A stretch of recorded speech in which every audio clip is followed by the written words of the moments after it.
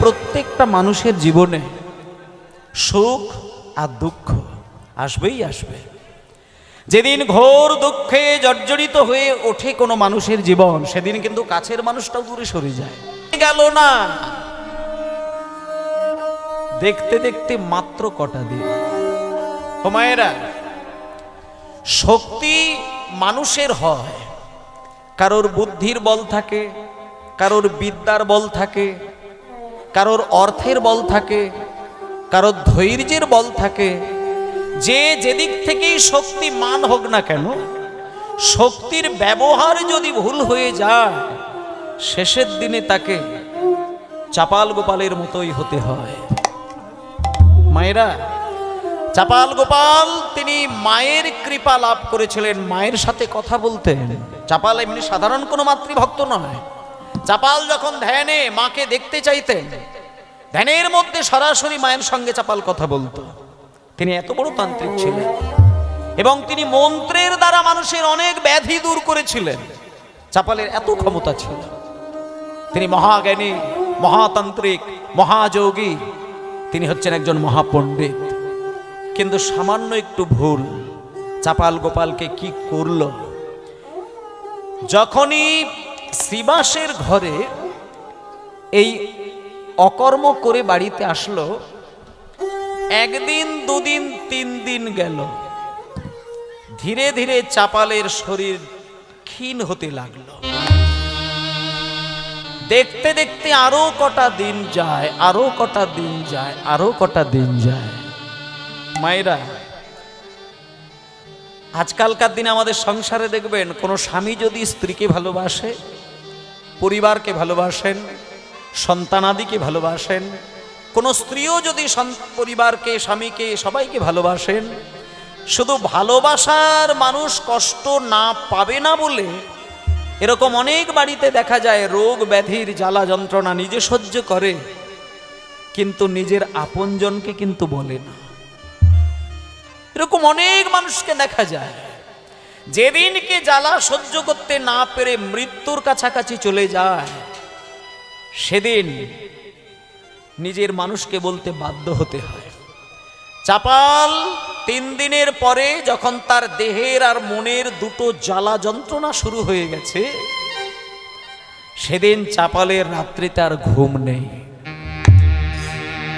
সারা দিন সারা রাত মনের যন্ত্রণা, দেহের যন্ত্রণায় ছটফট করে। কিন্তু চাপালের স্ত্রী নিস্তারিণী, সে কিন্তু কোনো টের পায় না। ধীরে ধীরে ফুসকুড়ি তৈরি হয়, ছোট ছোট ঘা, পুঁজ রক্ত গলে গলে পড়ে, কিন্তু চাপাল সেটা আড়াল করে রাখে নিস্তারিণীকে না দেখানোর জন্য। কিন্তু যেদিন আর জ্বালা সহ্য করতে পারে না, সেদিন চাপাল সকাল বেলায়, ভোরের বেলায় ঠাকুর ঘরে গিয়ে নিস্তারিণীকে ডাকছেন, নিস্তারিণী,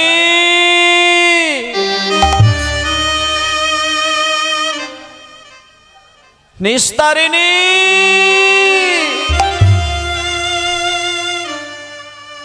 নিস্তারিণী নিস্তারিণী করে বারবার যখন ডাকলো, নিস্তারিণী ছুটে গিয়ে স্বামীর কাছে দাঁড়ালো। স্বামী, স্বামী, এ কি? এমন সময়, এতগুলো বছর আমার বিবাহ হয়েছে তোমার সঙ্গে, কিন্তু এইভাবে ভোরের বেলা আমাকে চিৎকার করে তো কোনোদিন ডাকাডাকি করেননি স্বামী। তখন চাপাল নিস্তারিণীকে কাছে ডেকে বলছে, নিস্তারিণী, তুমি আমার সামনে এসো। এই যে আমার হাতের মধ্যে এই ছোট্ট ছোট্ট ফোঁড়া, এগুলো কি গো?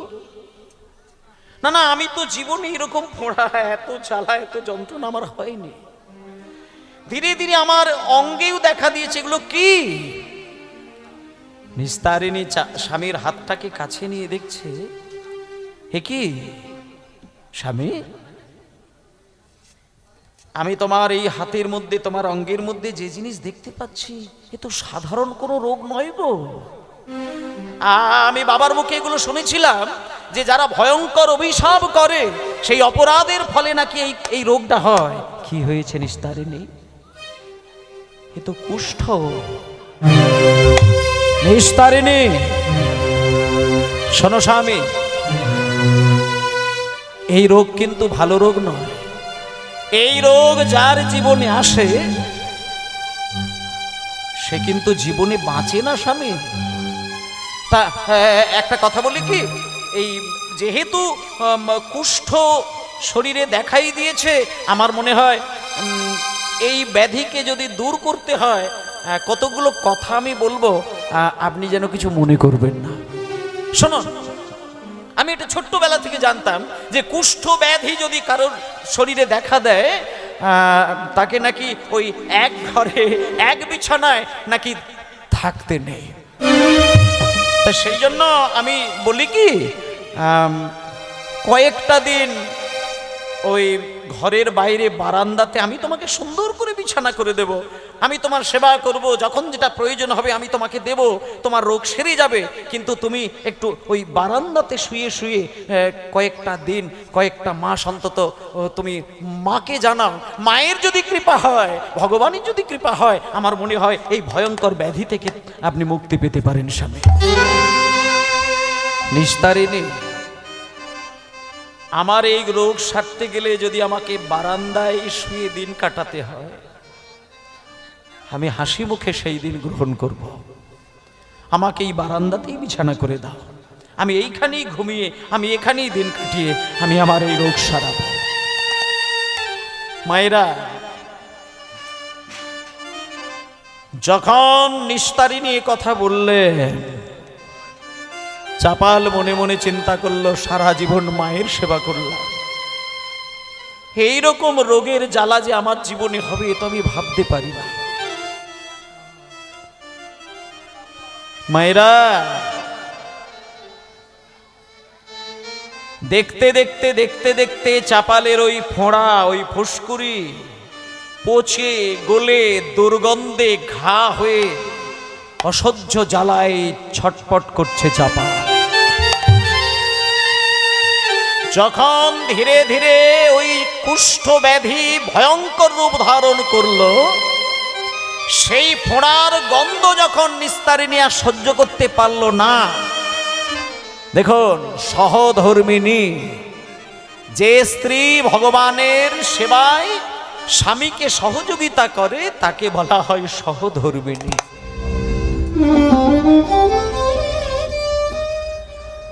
সেই সহধর্মিণী চাপালকে বললেন, স্বামী স্বামী, আমি ছোট্ট একটা কথা বলবো, আপনি যেন কিছু মনে করবেন না।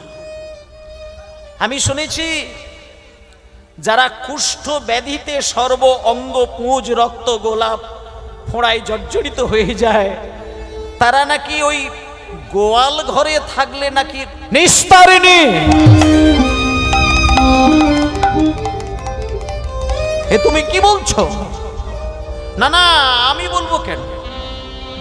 এটা তো আমার কথা নয় স্বামী, এটাই তো লোকে বলে যে যাদের ওই কুষ্ঠ ব্যাধি হয় তাদের নাকি গোয়াল ঘরে থাকলে, আর ওই গোয়াল ঘরের মধ্যে নাকি এমন কিছু শুভ শক্তি থাকে যার দ্বারা নাকি এই ভয়ঙ্কর ব্যাধি নাকি চিরকালের জন্য দূর হয়ে যায়।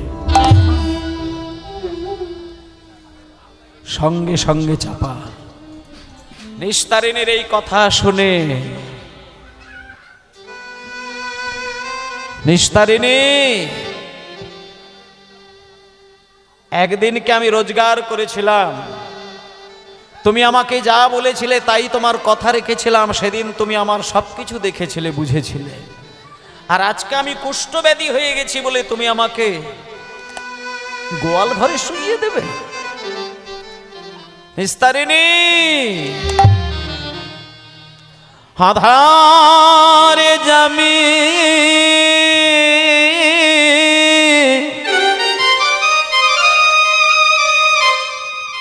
একা আমি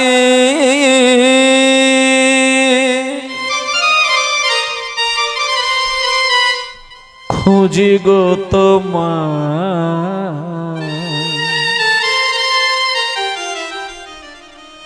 হাত ধরে পার করে নিও গো আমায়।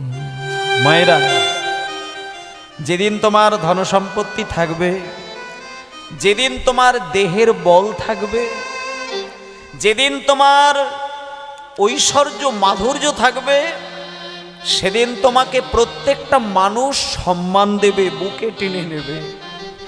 কিন্তু যেদিন তুমি সব হারিয়ে অন্ধকারের মধ্যে হাবুডুবু খাবে, সেদিন আপনজনরাও তোমার কাছ থেকে চিরকালের জন্য দূর হয়ে যাবে। এর সত্য প্রমাণ আজকে চাপাল এই কথা শুনে মায়ের উদ্দেশ্যে আধারে যামি আজ একা আমি খোঁজে গো তোমার, হাত ধরে পার করে নিও গো আমার দয়াময়, হাত ধরে পার করে নিও গো আমার। নিতাই গৌর হরিব। আধার যাবি একা আমি খুঁজি গো তোমার,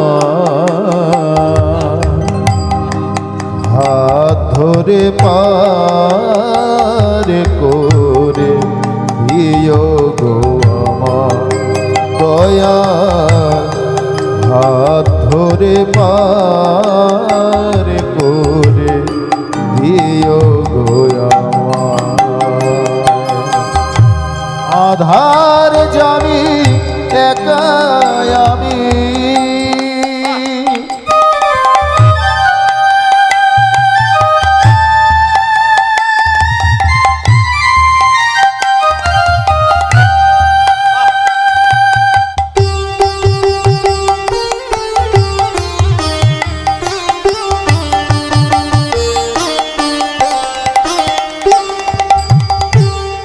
রাধার মন মদন মোহন ও গো গিরিধারী,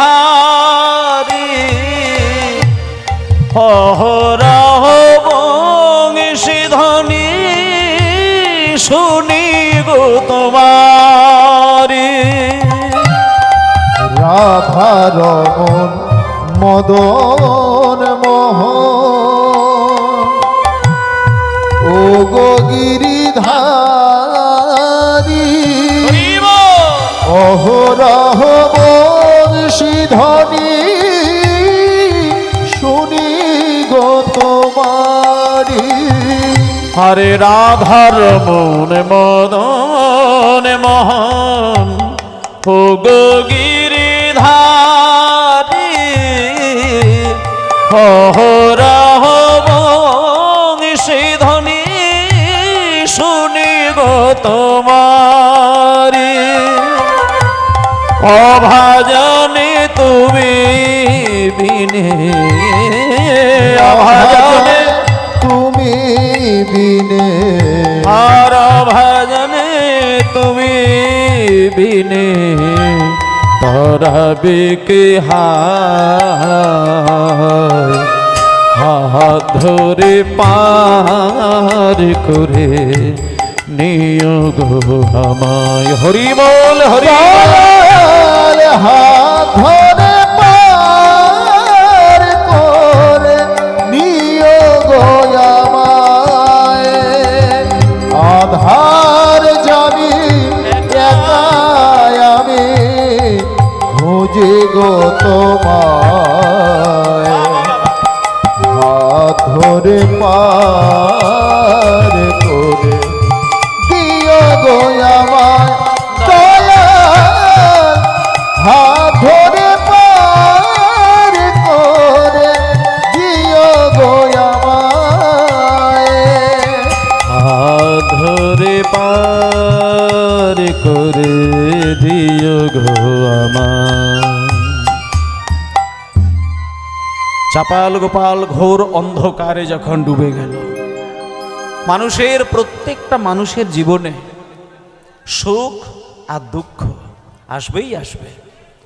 যেদিন ঘোর দুঃখে জর্জরিত হয়ে ওঠে কোনো মানুষের জীবন, সেদিন কিন্তু কাছের মানুষটাও দূরে সরে যায়। ভাই বোন, পিতা মাতা, ভগ্নী ভ্রাতা, যখন আপনি হাবুডুবু খাবেন, এই গানের মধ্যে বলে দিলেন পিতা মাতা, ভগ্নী ভ্রাতা, মায়েরা, পিতা মাতা, ভগ্নী ভ্রাতা, এসব দুটি দিনের দেখা, শেষের দিনে স্বজন বিনে যেতে হবে একা। পিতা মাতা ভগ্নী ভ্রাতা, দুটি দিনের দেখা, শেষের দিনে স্বজন বিনে যেতে হবে একা। পিতা মাতা ভগ্নী ভ্রাতা, এসব দুটি দিনের দেখা, শেষের দিনে স্বজন বিনে যেতে হবে একা।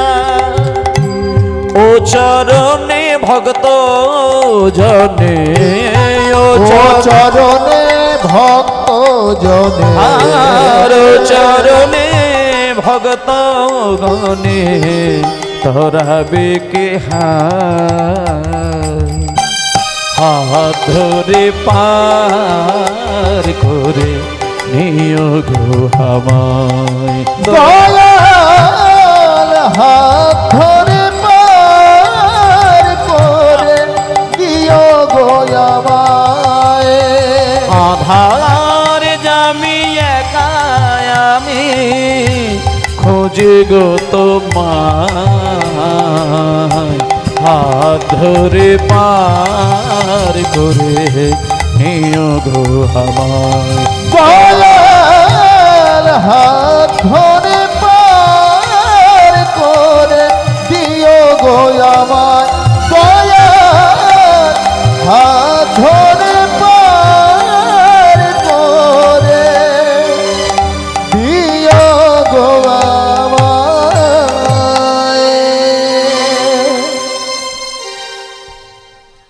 পিতা মাতা ভগ্নী ভ্রাতা, দুটি দিনের দেখা, শেষের দিনে স্বজন বিনে যেতে হবে একা।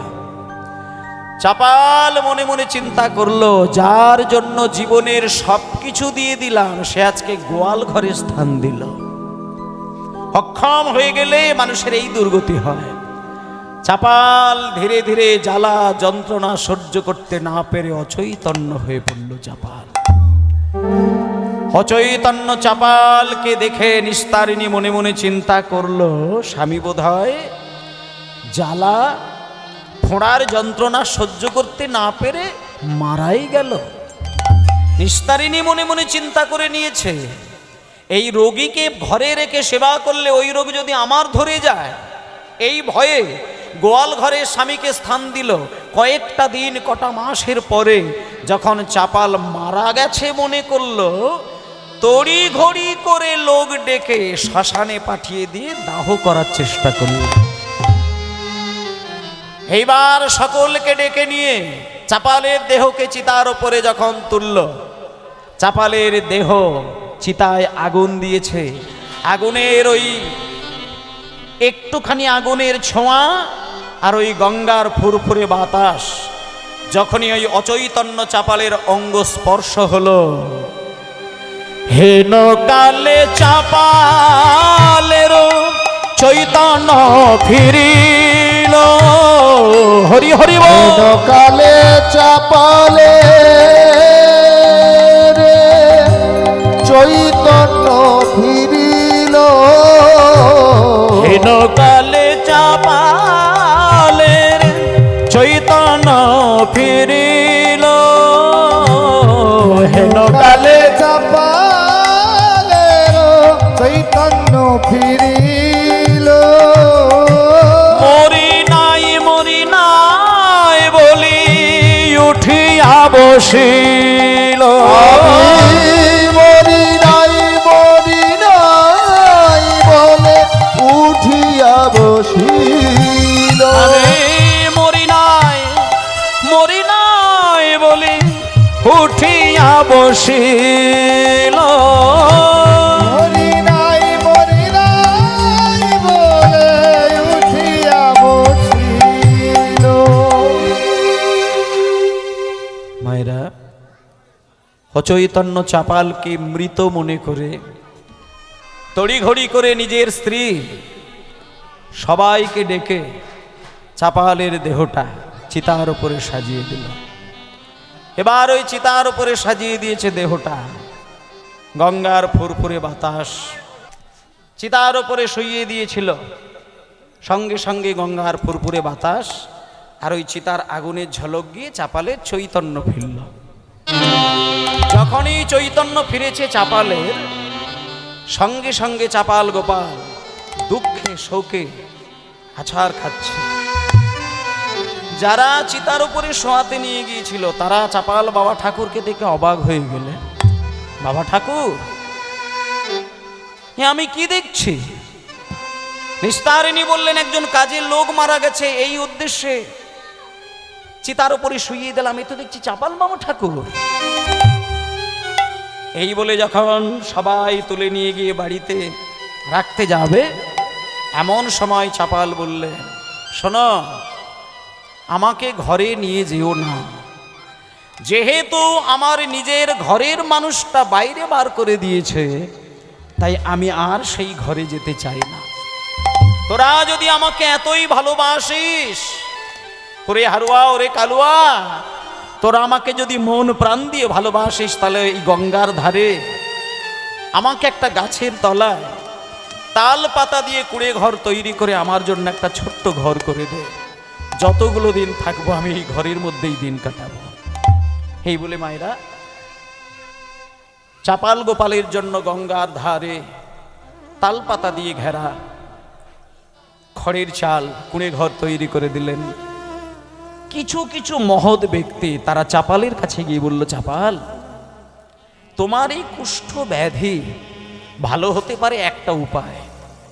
যে বিষ্ণুর চরণ থেকে গঙ্গার উৎপত্তি, সেই গঙ্গার জল স্পর্শ করে গঙ্গার কৃপা লাভ করে তুমি যদি কাশী বিশ্বনাথের মন্দিরে যেতে পারো, সেই কাশী বিশ্বনাথের মন্দিরে গিয়ে যদি শিবের কৃপা লাভ করতে পারো, একমাত্র ভোলানাথের কৃপায় এই কুষ্ঠ ব্যাধি চিরকালের মতো দূরীভূত হতে পারে। এই বলে মায়েরা চাপালকে যখন এই কথা বললেন, চাপাল গঙ্গার জলে নৌকা বেয়ে কাশী বিশ্বনাথের মন্দিরে যখন যায়, কাশী বিশ্বনাথের মন্দিরে গিয়ে যখন আছাড় খেয়ে অচৈতন্য হয়ে শিবের নামের মধ্যে নিজেকে ভাসিয়ে দিলেন। মায়েরা, কখনো কখনো পাগল হয়ে যদি ভগবানের এক নামের মধ্যে নিজেকে ডোবানো যায়, ভগবান কিন্তু তাকে স্বপ্নের ঘরেও দেখা দেয়। যখন কাশী বিশ্বনাথের মন্দিরে গিয়ে শিবের নাম ধরে ধরে চাপাল পাগল হয়ে ডাকতে লাগলেন, তখন শিব ঠাকুর চাপালকে দেখা দিয়ে বলে দিলেন, চাপাল, তোমার এই অবস্থা, তোমার এই কুষ্ঠ ব্যাধি, তোমার এই দেহের যন্ত্রণা থেকে চিরকালের জন্য যদি মুক্তি লাভ করতে হয়, তাহলে তুমি নদিয়ার নবদ্বীপের গৌর চাঁদের চরণে তুমি আছাড় খেয়ে পড়ো। গৌরাঙ্গের চরণ ধুলো যদি অঙ্গে বুলিয়ে নিতে পারো, গৌরের কৃপা যদি তুমি পেতে পারো, তোমার চিরকালের মতো কুষ্ঠ ব্যাধি থেকে তুমি মুক্তি পেতে পারো। মায়েরা, সঙ্গে সঙ্গে চাপাল আবার সেই শিবের দেখা পাবার পরে যখন বাড়িতে আসলো, চাপাল মনে মনে চিন্তা করলো যে আমি ফিরে গিয়ে যদি গৌরাঙ্গের কৃপা নাও পাই, অন্তত এটুকুতে আমি ধন্য হব, আমি ভোলানাথের কৃপা পেলাম।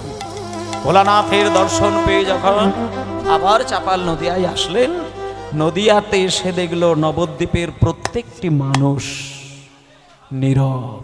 এই মাস, ঠিক এই মাসেই ঘটনাটা ঘটেছিল। তিনি সন্ন্যাসী হয়েছিলেন। চাপাল যখন নদিয়ার মাটিতে আসলো, নদিয়ার প্রত্যেকটা মানুষ, মুখে কোনো কথা নেই, চোখ দিয়ে শুধু অশ্রু বিগলিত। চাপাল এসে বলছে, কি নদিয়াতে মানুষ নীরব কেন, কান্নাকাটি করছে কেন?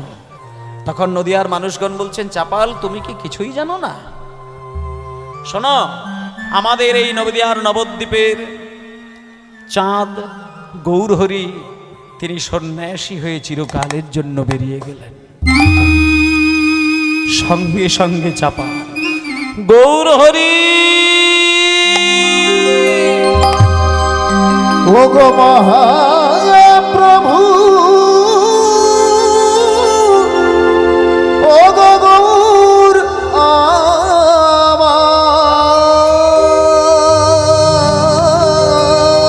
হরি বল হরি বল। ও গো গৌর হে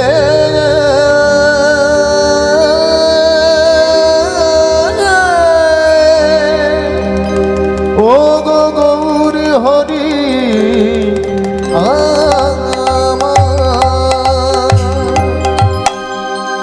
ও হে প্রাণের গৌর হরি, ও হে গুরুদেব,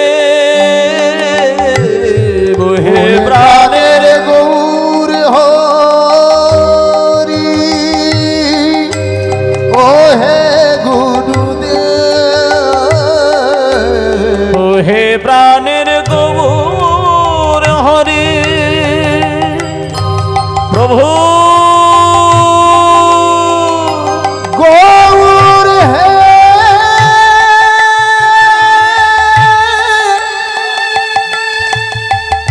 হে গৌর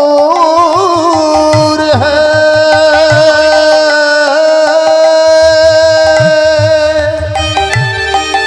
ও হে গৌর